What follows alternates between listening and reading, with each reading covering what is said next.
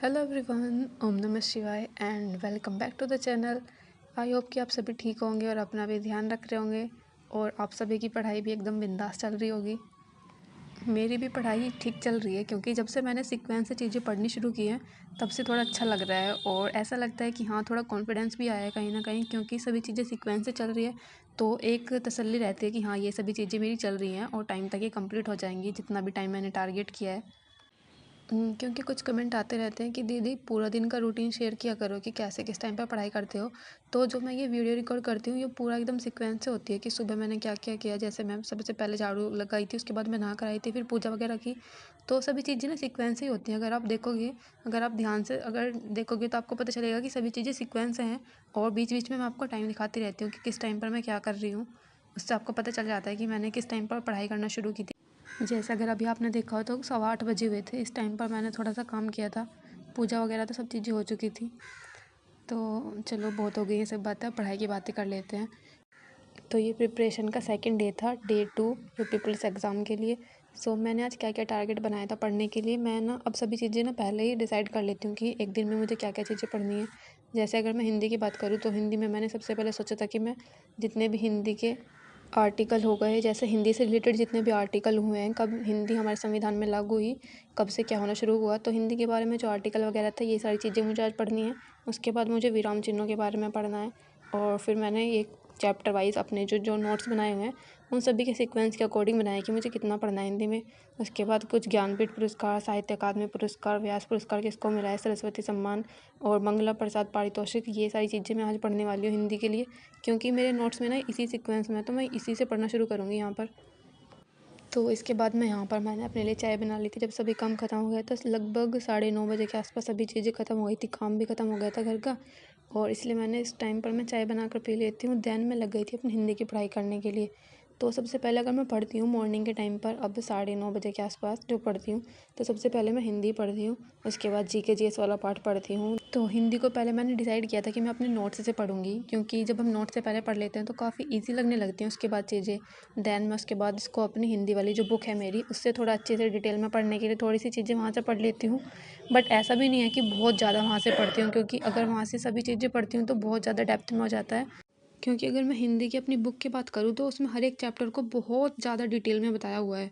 तो जैसे कि अगर आपने बुक से पढ़ा होगा तो आपको पता है कि कुछ ज़्यादा ही डिटेल में बताया हुआ होता है। और शायद उतनी की तो हमें ज़रूरत भी नहीं होती है कि सभी चीज़ें उसमें आएंगी। जिस लेवल तक की उस एग्ज़ाम में आती हैं उसी लेवल तक की मैं चीज़ें पढ़ लेती हूँ, क्योंकि अगर हम पूरा पढ़ने लग जाएंगे जितनी वो हिंदी है तो वो तो बहुत ज़्यादा हो जाएगा। तो यहाँ पर बैठ कर ना मैंने अपना हिंदी का जीके और जीएस वाला पार्ट कंप्लीट किया था। तो हिंदी को पढ़ने के बाद मैंने थोड़ा सा गैप लिया था 5-10 मिनट का, उसके बाद जीके और जीएस स्टार्ट की थी। तो हिंदी के नोट्स ना मेरे कुछ इस तरह के हैं, मैंने इसमें थोड़ा सा दिखाने की कोशिश की आपको। आई नो कि इसमें क्लियर नहीं दिख रहा है, लेकिन प्लीज़ आप इसको देखना और बता देना अगर कुछ इम्प्रूवमेंट की ज़रूरत है, कुछ और पढ़ने की ज़रूरत है तो प्लीज़ बता देना मेरे को भी। इसके बाद जीके और जीएस में मैंने ये सभी चीज़ें पढ़ी थी यहाँ पर बैठकर, जो मैंने आपको बताया था। सभी पर्वतों के प्रकार के बारे में पढ़ा था, ये जितने भी होते हैं। उसके बाद थोड़ा सा भारत के मैदानों के बारे में पढ़ा। उसके बाद मैंने भारत की नदियों के बारे में पढ़ा। तो ये बहुत ज़्यादा चीज़ें नहीं थी, इसलिए हो गई थी इस टाइम तक। भारत की जलवायु के बारे में कल पढ़ने वाली हूँ।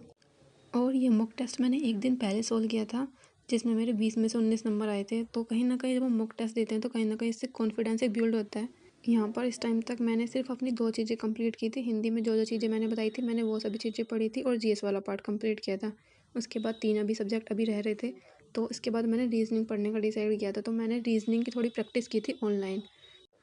रीजनिंग में मैंने थोड़ा कोडिंग और डिकोडिंग वाले चैप्टर पर फोकस करने की कोशिश किया, उसकी प्रैक्टिस में कर रही थी। क्योंकि कहीं ना कहीं मेरे ये वाले क्वेश्चन गलत हो जाते हैं ज़्यादातर।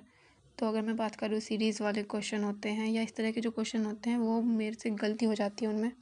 और रीजनिंग तो ऐसा सब्जेक्ट है, इसकी तो जितनी प्रैक्टिस करो उतना भी कम ही लगता है इसमें तो। और सबसे ज़्यादा नंबर का तो रीजनिंग ही है, इसलिए रीजनिंग पर और भी ज़्यादा फोकस करने की ज़रूरत लगती है। तो रीजनिंग की कुछ ऑनलाइन प्रैक्टिस करने के बाद मैंने काफ़ी हिम्मत जुटाकर सोच लिया था कि आज मैं सिंपल इंटरेस्ट वाला चैप्टर पढ़ूंगी। क्योंकि स्टार्टिंग में भी मैंने इसको टाल दिया था कि सिंपल इंटरेस्ट और कंपाउंड इंटरेस्ट वाला जो चैप्टर मैं इसको बाद में करूँगी। लेकिन क्योंकि अब मेरे काफ़ी सारे चैप्टर हो चुके हैं और बस 2-3 चैप्टर ही बचे हैं, जैसे सिंपल इंटरेस्ट हो गया, कंपाउंड इंटरेस्ट हो गया और एवरेज हो गया और मिक्सचर हो गया, मिक्सचर एलिगेशन हो गया। तो मैंने आज बहुत हिम्मत करके सोच लिया था कि आज कंपाउंड इंटरेस्ट ही पढ़ना है। और जब हम कोई भी चीज़ स्टार्ट नहीं करते हैं तो हमें वो डिफ़िकल्ट लगती है। बट जैसे ही मैंने इस चैप्टर को शुरू किया ना, मुझे ये बहुत ज़्यादा डिफ़िकल्ट नहीं लगा और अच्छा लगा बल्कि मुझे तो इसे पढ़कर। तो इस चैप्टर को पढ़ के मुझे तो काफ़ी अच्छा लगा, क्योंकि अगर कोई चैप्टर हमें डिफ़िकल्ट लगता है और उसको हम इजीली कर पाते हैं तो बड़ी एक खुशी सी फील होती है। 31 में से 27 क्वेश्चन मेरे ठीक हुए थे इस चैप्टर में। ये मैथ वगैरह पढ़ने के बाद मैंने किया था थोड़ी देर आराम, में लेट गई थी। इसके बाद बाहर आकर देखा तो 3:30 बजे हुए थे। फिर मैंने सोचा कि अपना पॉलिटी वाला पार्ट कंप्लीट कर लेती हूँ, क्योंकि मेरा वो पॉलिटी वाला पार्ट रह रहा है। लेकिन सच बताऊँ ना, जब पॉलिटी शुरू की मैंने, पहले मैं बहुत ज़्यादा डर रही थी पॉलिटी को पढ़ने में। लेकिन जैसे जैसे मैंने इसको पढ़ना शुरू किया ना, तो सच में पॉलिटी इंटरेस्टिंग लगी काफ़ी। नहीं तो पॉलिटी और हिस्ट्री दोनों ही ऐसे सब्जेक्ट हैं जो मुझे बहुत ज़्यादा बोरिंग लगते हैं, और इन दोनों को पढ़ना मैं हमेशा टालती रहती हूँ कि इनको बाद में करूँगी। लेकिन आज मैंने मतलब डिसाइड कर लिया था कि भाई कभी ना कभी तो पढ़नी है, कब तक बाद में करते रहेंगे। तो कोई भी चीज़ हमें ना डिफ़िकल्ट तब लगती है जब हमारी वो समझ में नहीं आ रही होती है। बट जैसे जैसे आप एक चीज़ को आप शुरू कर देते हो ना पढ़ना, तो स्टार्टिंग में वो थोड़ी सी देर लगती है डिफ़िकल्ट। उसके बाद जब हमें धीरे धीरे पढ़ना शुरू करते हैं तो वो ईज़ी लगती जाती है, और जब जैसे ही चीज़ें हमें ईज़ी लगना शुरू होंगी, वो इंटरेस्टिंग लगने लगेगा सब्जेक्ट। तो ऐसे ही मेरे साथ हुआ, मुझे उसके बाद पॉलिटी पढ़ना भी अच्छा लग रहा था। ये हालांकि मुझे ये नहीं पता था कि मुझे याद कितना रहेगा इसमें, लेकिन मैंने पढ़ी तो मुझे काफ़ी अच्छी लगी थी, इंटरेस्टिंग। तो यहाँ पर बैठकर मैं पॉलिटी पढ़ रही थी, और पॉलिटी के मेरे नोट्स अपने बनाए हुए अभी नहीं बनाए हैं। मैंने ये नोट्स 3 साल पहले बनाए थे लगभग, जब मैंने करियर व्हील पर एक जीएस स्पेशल बैच लिया था। वहाँ पर अभिषेक सुमन सर पढ़ाते थे, हिस्ट्री और पॉलिटी दोनों ही चीज़ें उन सर ने पढ़ाई थी। तो मेरे हिस्ट्री के जो नोट्स हैं वो भी सर के ही हैं, अभिषेक सुमन सर के, और पॉलिटी के जो नोट्स हैं वो भी अभिषेक सुमन सर के ही हैं। और आप सभी के ना कमेंट आते रहते हैं कि दीदी आपके जितने भी नोट्स हैं ये कहाँ से बनाए हुए हैं। तो आज मैं आपको यही बताने वाली हूँ कि मेरे सभी नोट्स कहाँ से बने हुए हैं। और सबसे पहले बात तो ये है कि ये मेरे नोट्स अभी के नहीं हैं, ये 2-3 साल पहले मैंने बनाए थे। क्योंकि जिस टाइम पर मैंने बीएड की थी उस टाइम पर मतलब मुझे बहुत ज़्यादा क्रेज़ था यूपी टेट अपने एग्ज़ाम का। तो उस टाइम पर मैंने उसकी बहुत अच्छे से तैयारी की थी। उस टाइम पर मैंने ये सभी नोट्स बनाए थे, तो उनको लगभग हो चुका है 1 से 2 साल। तो उस टाइम पर ही मैंने नोट्स बनाए थे। और आरडब्ल्यूए से तो मैं अभी जुड़ी हुई हूँ, यूपी पुलिस के एग्ज़ाम के टाइम से। उससे पहले मुझे आरडब्ल्यूए के बारे में नहीं पता था बहुत ज़्यादा, लेकिन यूपी पुलिस के एग्ज़ाम के टाइम पर मुझे पता चला, और तब मैंने यहाँ से पढ़ना शुरू किया है। सो मैं आपको नोट्स बताती हूँ कि मेरे नोट्स कहाँ से बने हुए हैं। सो हिंदी के जो मेरे नोट्स हैं ना, ये बने हुए हैं अरुण सर से। अरुण सर वही हैं जो आज तक न्यूज़ चैनल पर गए थे यूपी पुलिस के री एग्ज़ाम को लेकर। तो हिंदी के नोट्स जो हैं मेरे वहीं से बने हुए हैं। और जीके जीएस की बात करूँ तो ये करियर व्हील के जो टीचर्स हैं, जहाँ पर जो मैंने अभी आपको बताया था, अभिषेक सुमन सर और विवेक यादव सर, तो जीके जीएस के नोट्स मेरे वहीं से बने हुए हैं। हिस्ट्री और पॉलिटी के भी नोट्स वहीं से बने हुए हैं। और मैथ्स की बात करूँ तो मैथ्स में तो कभी नोट्स मैंने इस तरह से बनाए नहीं हैं। तो लेकिन हाँ, जो यूपी पुलिस के लिए जो मैं मैथ्स पढ़ रही थी वो आदित्य रंजन सर से पढ़ रही थी, जो रैंकर्स गुरुकुल पर पढ़ाते हैं। तो मैथ्स मैंने वहीं से पढ़ा था। और जिस मैथ्स की बुक से मैंने आपको क्वेश्चन दिखाए थे, मैंने सोल्व किए थे, वो भी उन्हीं की बुक थी। और रीजनिंग के जो नोट्स हैं वो भी मेरे अरुण सर के हैं। वो भी वही अरुण सर हैं जो आज तक न्यूज़ चैनल पर गए थे। तो रीजनिंग और हिंदी मेरी वहीं से बनी हुई है। तो आपने देखा घर में कितने बंदर हैं हमारे गांव में, मतलब बहुत ज़्यादा बंदर हो रहे हैं। और जो ये इधर अभी पिंक सूट में थी, ये मेरी मासी थी। तो वो मेरी मासी आई हुई थी। इसके बाद ये हमारे घर के ना बाहर वाली साइड है जो सड़क है, और जो बाहर जो घर है ये सब वही है। और ये भैंस ना मुझे इतने गुस्से में देख रही थी, इसलिए मैंने किसी बच्चे से बोला है सामान डालने के लिए भैंस को,